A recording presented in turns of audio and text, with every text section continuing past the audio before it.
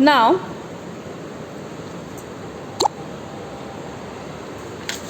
Next is total deformation. Total deformation का formula है delta L1 plus delta L2 plus delta L3। P1 L1 A1 E1 plus P2 L2 upon A2 E2 plus P3 L3 upon A3 E3। अभी P और E common है तो उसको मैंने common निकाला, बचा क्या L1 A1 तो अंदर लिया, सिमिलरली L2 A2 अंदर लिया, L3 A3 ब्रैकेट में लिया।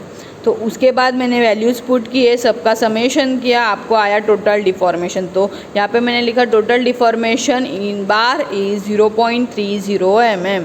ना उन्होंने एक एडिशनल पूछा है कि मैक्सिमम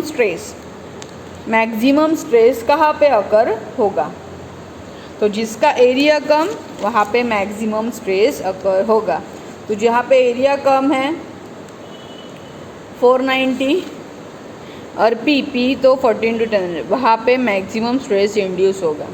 तो sigma max is equal to 81.48 newton per m square. Stress का फॉर्मूला क्या है, पी अपॉन ए। इसके लिए अभी एरिया यहाँ पे 3 है तो उसमें से कौन सा लेना है जिसका वैल्यू मिनिमम है, क्योंकि क्रॉस सेक्शनल एरिया अगर मिनिमम है अकॉर्डिंगली आपका एरिया भी minimum. Why, because A2 has maximum stress will be induced having smaller cross sectional area. Smaller cross sectional area होने की वजह से यहाँ पे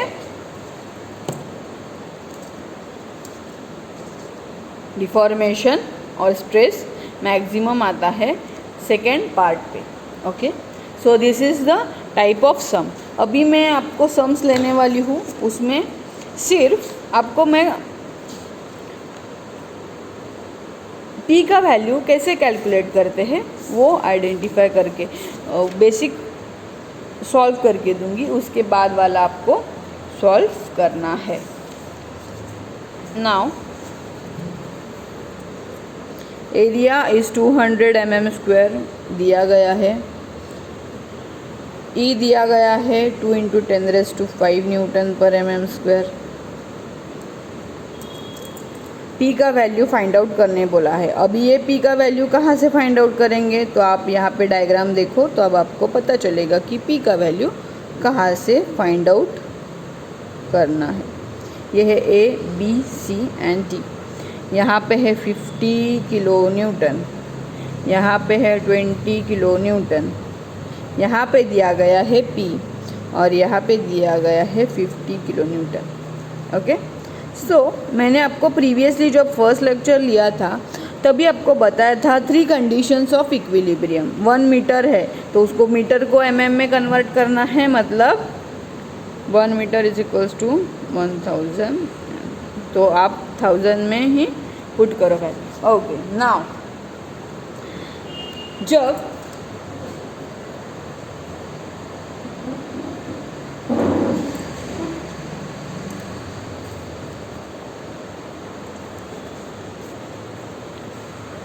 जब मैंने फर्स्ट इक्विलिब्रियम टॉपिक आपको पढ़ाया था, एट दैट टाइम मैंने 3 कंडीशंस ऑफ इक्विलिब्रियम बताए थे। Summation F of X is equals to 0, summation F of Y is equals to 0, summation of movement is equals to 0।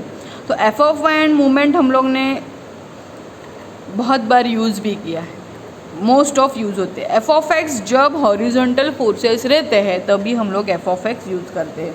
First हम लोग बैलेंस करने के लिए हम लोग को पी का वैल्यू पता होना चाहिए, तो फर्स्ट हम लोग क्या करेंगे, पी को कैलकुलेट करेंगे। यहाँ पे लिखेंगे summation F of X is equals to 0। अभी ये फोर्स आपके टूवर्ड्स लेफ्ट जाने वाले फोर्सेस नेगेटिव, राइट जाने वाले फोर्सेस पॉजिटिव। तो 50 लेफ्ट में जा रहा है तो मैं लिखती हूँ -50, पी जा रहा है पॉजिटिव तो प्लस पी, ये -20 plus 50 is equals to 0। Plus 50 -50 गया, पी एज इट इज़ रहा P20, ये -20 वहाँ पे जाके क्या होते हैं +20, तो पी का वैल्यू आया 20। तो यहाँ पे मैं लिखती हूँ 20 किलो न्यूटन। अभी हम लोग को 3 पार्ट में उसको डिवाइड करना है, ये एक हो गया, ये दूसरा हो गया और ये एक तीसरा हो गया, बराबर। एंड में ये कौन सा फोर्स है 50, तो मैं यहाँ पे एज इट इज़ 50 ड्रॉ करती हूँ। सिमिलरली इसको बैलेंस करना है तो यहाँ पे भी 50। अभी ये एरो मैंने कैसे किया, ये बाहर जा रहा है तो इसको भी बाहर खींचा। अभी ये एंड में देखो, ये एंड में भी क्या लिखा है 50, तो यहाँ पे भी 50।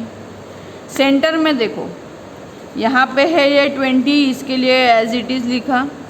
यहाँ पे इस डायरेक्शन में है तो एज इट इज़ मैंने 20 लिखा। अभी आप बोलोगे सब वैल्यू सेम है तो ये बैलेंस हो गया, नहीं, आपको बैलेंस करना है, ये अभी तक बैलेंस हुआ नहीं है। You have to balance all this things. अभी देखो एट बी पॉइंट पे दो फोर्सेस हैं +50। अभी ये देखो ये दोनों एक ही डायरेक्शन में जा रहे हैं तो आप बोलोगे ये दोनों प्लस प्लस है, नहीं।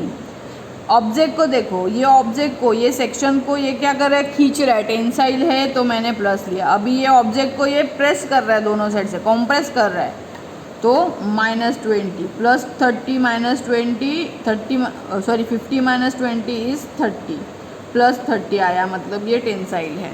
नेक्स्ट एट सी पे आप देख सकते हो, सी पॉइंट ये है, सी पे दो फोर्सेस है, ये भी कॉम्प्रेस कर रहा है, ये टेंसाइल है। -20 +50, ये देखो ये टेंसाइल है, मतलब ऑब्जेक्ट के दूर जा रहा है और ये ऑब्जेक्ट के पास जा रहा है मतलब कॉम्प्रेसिव, मतलब ये ऑब्जेक्ट को प्रेस कर रहा है। और दूसरा है जो ऑब्जेक्ट को खींच रहा है, जैसे कि मैं इसको खींचूंगी, दोनों साइड से खींचूंगी मतलब टेंसाइल, टेंशन अप्लाई होगा, कॉम्प्रेस करूँगी तो कॉम्प्रेशन अप्लाई होगा। तो यहाँ पे भी आया थी 30 किलोन्यूटन। तो अभी मैं जब डायग्राम ड्रॉ करूँगी तो अब आपको पता चलेगा, ये फर्स्ट है, ये सेकेंड है और ये है थर्ड। उसमें ये एज इट इज़ पहला और last as it is draw करना है। बस सेंटर वाले का अभी ये 30 और टेंसाइल है, टेंसाइल मतलब अवे फ्रॉम दी ऑब्जेक्ट से दूर, तो यहाँ पे 30।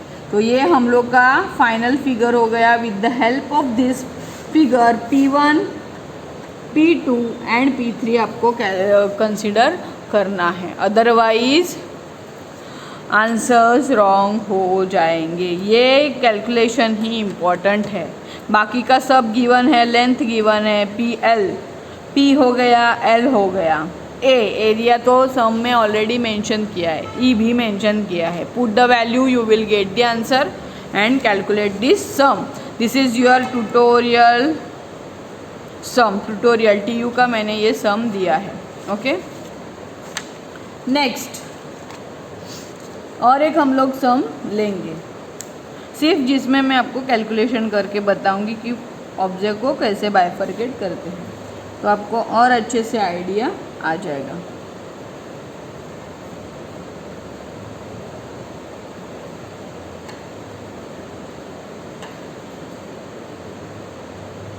अभी यहाँ पे चारों जगह पे वैल्यूज़ दिया गया है। Okay, free body diagram draw करने के लिए हम लोग पहले एज इट इज़ 1 2 3 ये ड्रॉ कर लेते हैं। यहाँ पे ये वैल्यू दिया है, मैं ऊपर लिखती हूँ डायमेंशन लेंथ का, मैं यहाँ पे जगह नहीं है इसके लिए। 1 metre, 3 metre and 2 metre. Now metre में दिया है, you have to convert that value in mm and after that put in the formula. Okay, now see this, ये 10 किलो न्यूटन कॉम्प्रेसिव है, उसको बैलेंस करने के लिए मैंने यहाँ पे 10 लिया। फिर ये एंड में आओ, ये है A B C और D के एंड में आओ, D में ये 30 कॉम्प्रेसिव है, यहाँ पे 30, तो इसको बैलेंस करने के लिए 30। अभी बीच वाला यहाँ पे है 60 बाहर की तरफ, यहाँ पे है बाहर की तरफ 40।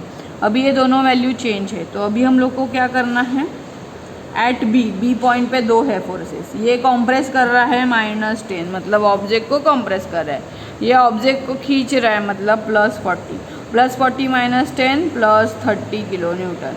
एट सी पॉइंट पे सिमिलरली ये 60 खींच रहा है मतलब +60 और ये 30 कॉम्प्रेस कर रहा है मतलब minus, that is -30, that is +60 -30 is equal to +30।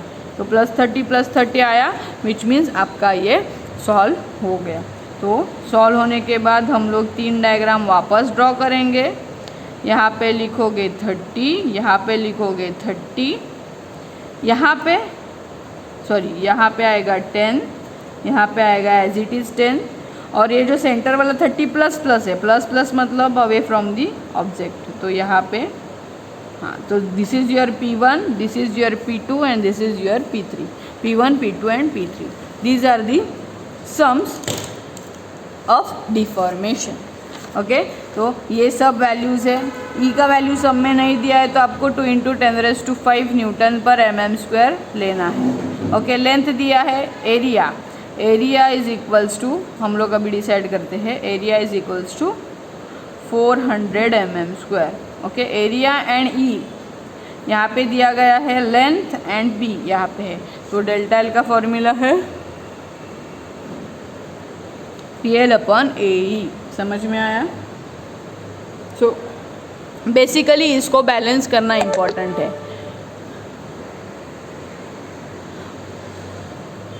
अगर आप बैलेंस नहीं करते हो तो आपका आंसर्स रॉन्ग आएगा। ये formula is very simple, this formula is very simple, but first you have to resolve this forces according to the given values.